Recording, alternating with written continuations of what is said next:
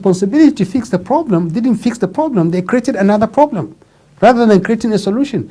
If going from Abuja to Kaduna represents a security challenge, fix that security challenge. Don't create an alternative to that, because this same problem that has kept you away from the road will follow you to that rail. And this is what we saw. And this is what we're seeing. It shows you the shallowness of the Nigerian politics. So you need to fix, first, the country has to survive. We have to survive the incursions of banditry and kidnapping, which in spite of all these things you are hearing in the south, in Borno, you have Borno, Yobe and Adamawa. Boko Haram is still active, is still a real problem there. Now you have banditry and kidnapping in most parts of the northwest. In the north central, you have so many killings, virtually every kind of threat exists in the north central. Community versus community, you have the kidnappers, you have the insurgents. In the southeast, IPOB is literally strangulating a whole region of the country, the 5 states.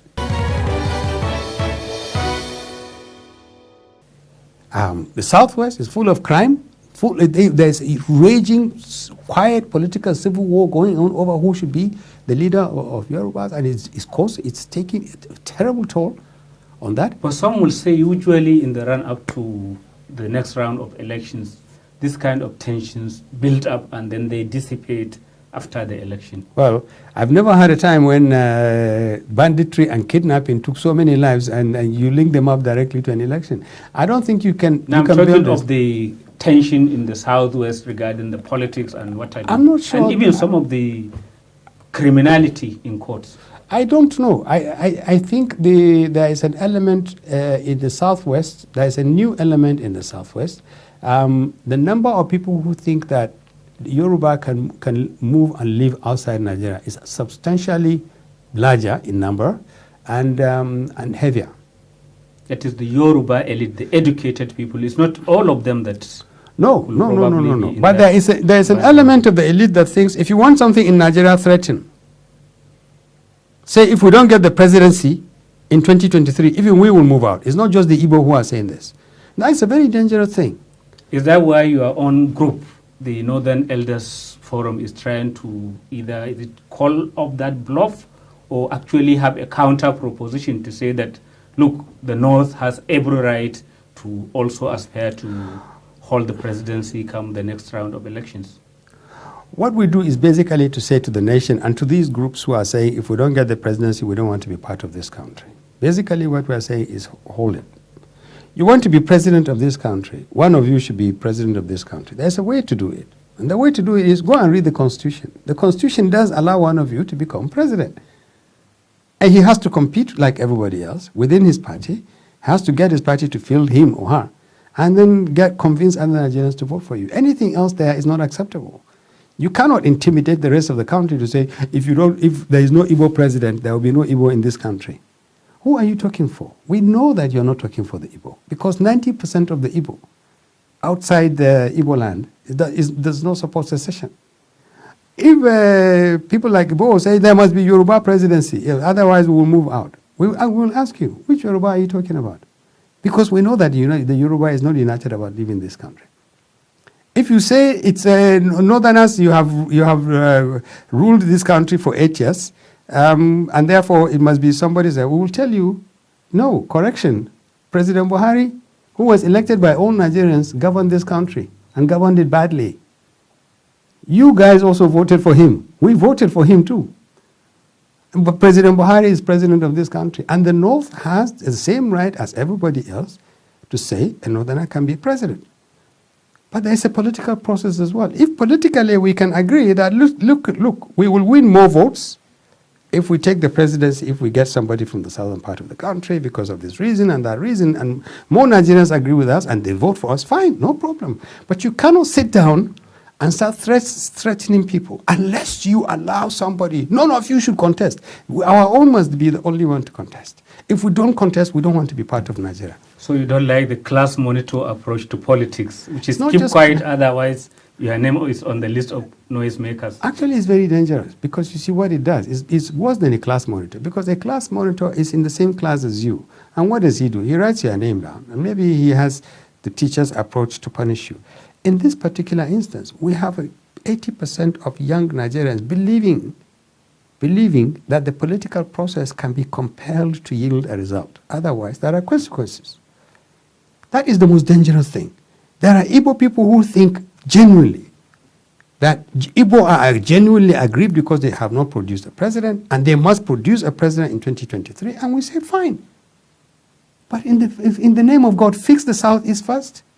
Nigerians want to feel comfortable that an Igbo leader, strong enough, good enough, competent enough, can actually contain and bring down the hostility and the threats that are coming from IPOB in the Southeast. And then he comes and governs this country. And we ask a simple question. Does the Igbo want to lead Nigeria, or they want to leave Nigeria? You need to make up your mind. You cannot both say we are Biafrans and say we want to govern Nigeria. It doesn't work like that.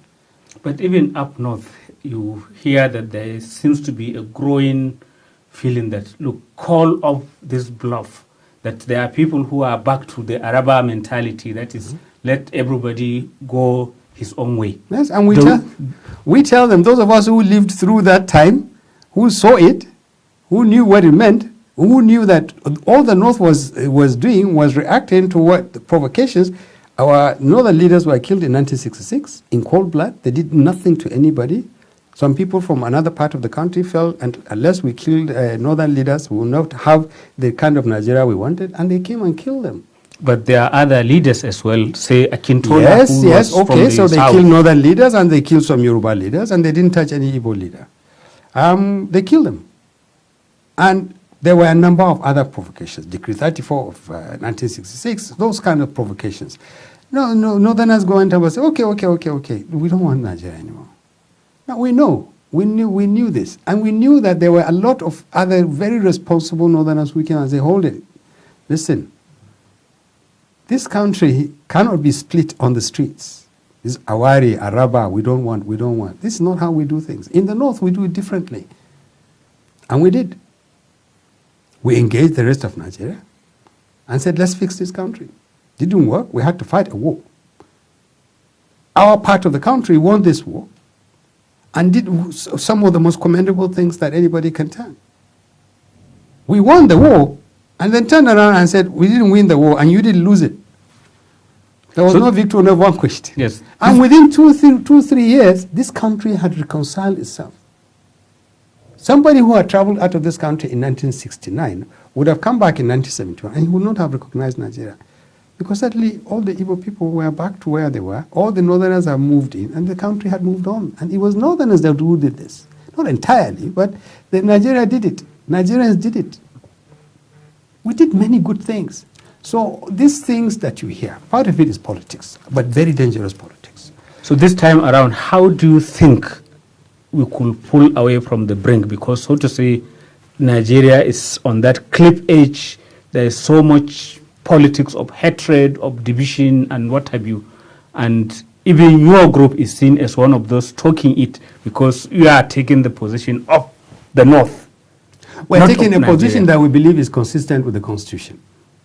We are taking a position that we believe is consistent with the interests of everybody by saying, let's go by what the Constitution says. If you are in a democratic system and you begin to cut bits and pieces of the Constitution, then there is no democratic process. Because without a Constitution, there is no democratic system. So that's our position.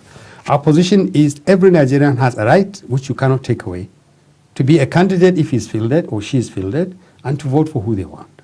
However, politicians can actually work within the political process to fix it in such a way that an outcome is achieved. So the way to do it now is for these politicians, both PDP, APC, other parties that are working, listen, you people who want to govern this country, the country is slipping away from you and it's slipping away from everybody. And this is the worst nightmare that can befall this country. To have a country that fails and falls on all our heads. Get together, sit down, talk to each other.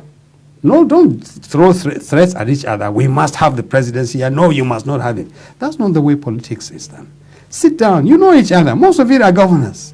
You meet. Why? Is it so bad that you can't talk to each other?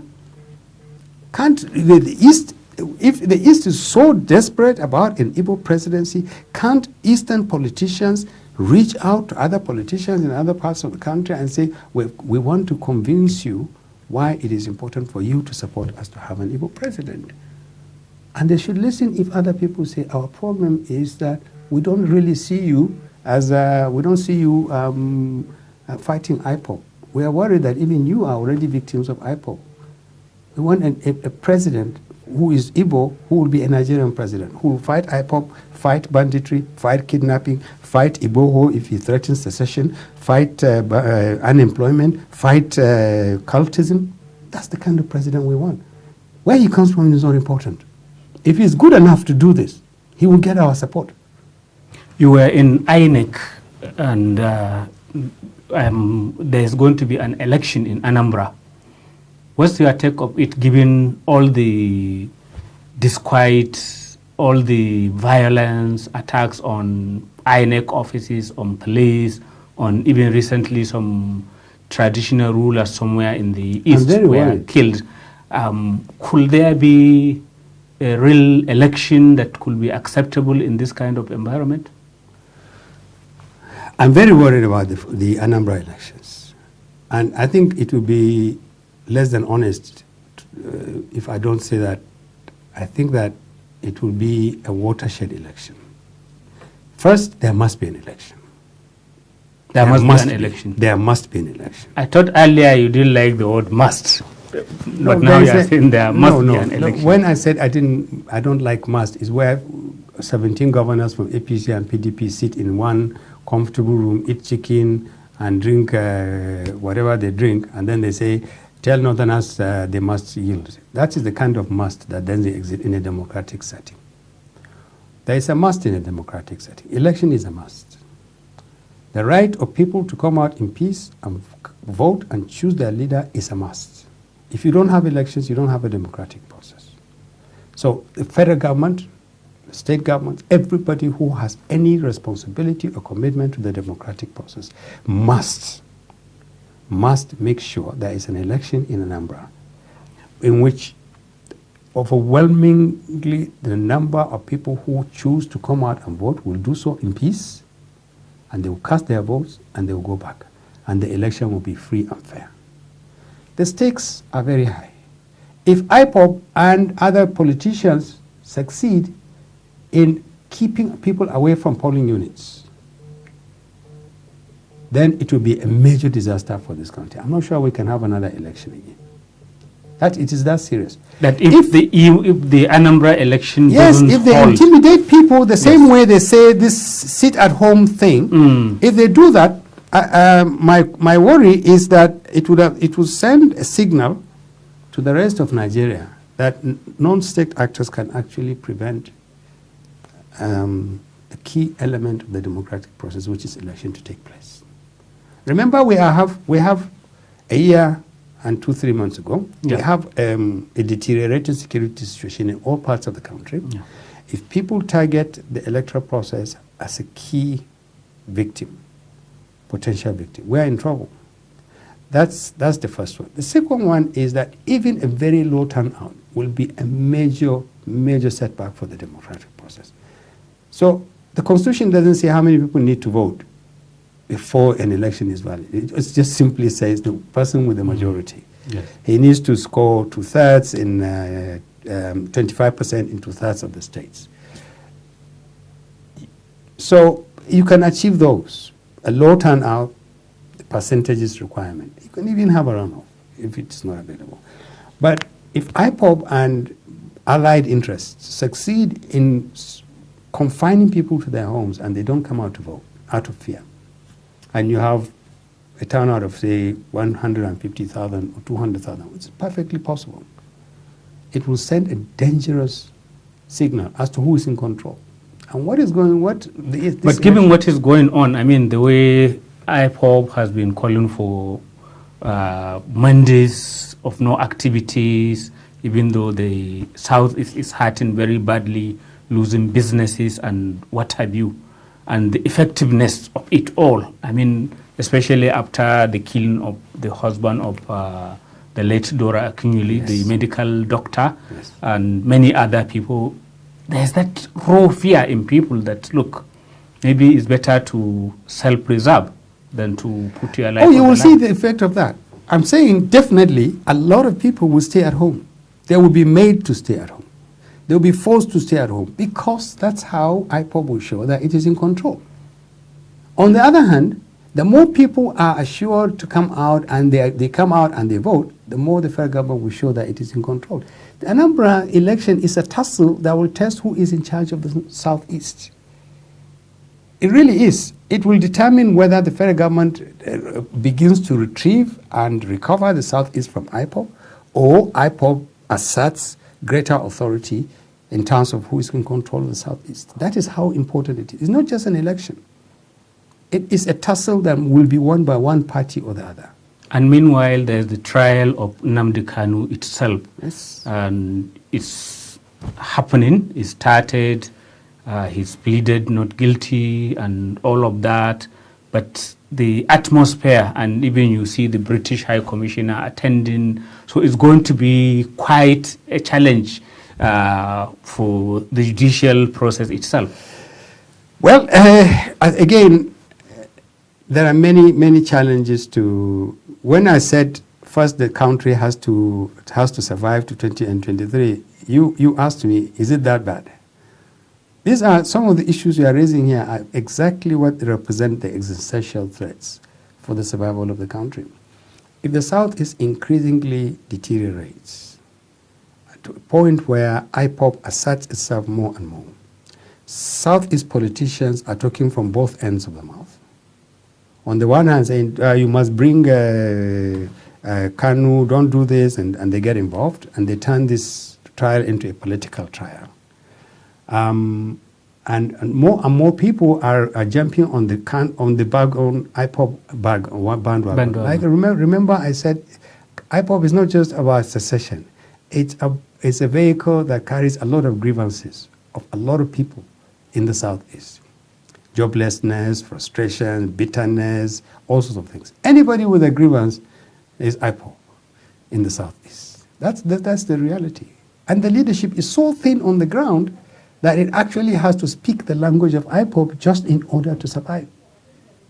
That is the truth. That is a very serious threat to that community and to the rest of Nigeria. And at a point, you have to decide whether the Southeast is going to continue to be part of Nigeria or the rest of Nigeria is going to yield the Southeast to IPOB. Not to secessionists, but to an organization called IPOB, which is so amorphous that you don't really know. Nigerians sitting in diaspora sending money and instructions are actually breaking up the country. Well, because when you talk to mainstream Igbo politicians, they will tell you, listen, we don't believe in IPOB. We don't want to leave this country. We don't want to go anywhere. This country is substantially Igbo. But they are intimidated. Yes, we are scared. And they tell us, when we ask them, when we meet with them every once in a while, and we ask them, when they say stay at home and you stay at home, why do they say, won't you? If they say stay at home and you go out and you are beaten up or you are killed or they shoot you or whatever, and the federal government doesn't come in to protect you, what would you do next week? And it's the truth. A huge number of people who stay at home because it's safer to stay at home than to go out and dare IPOB or anybody else who will say he's IPOB. Because you don't know who is IPOB and who is not on those Mondays. And that's the truth. So it's a bandwagon for a grievance. Unfortunately, the thinking capacity of this government to break this thing down and understand it and then show evidence that it is seriously going to deal with this doesn't exist. It doesn't have a thinking capacity to deal with the bandits. It doesn't have a thinking capacity to deal with the kidnapping. It doesn't have a thinking capacity to deal with the informants. This huge layer that now exists around the bandits and the informants that is making a huge amount of money from giving them information, from helping them with logistics, giving them drugs, giving them food. This is the space for the state is shrinking and the space for the organized criminal is expanding. So that was what I meant about the country needs to survive. Then we should have an election, a free and fair and credible election. And then, more importantly, we need to have a leadership which is completely different from the current leadership that we have. Thank you so much, Dr. Hakeem Baba Ahmed. I think we'll stop on that note and hopefully carry on with the conversation at some other time. Thank you very much. Thank you. Viewers, we've come to the end of this session of 30 minutes. Thank you for keeping a date with us.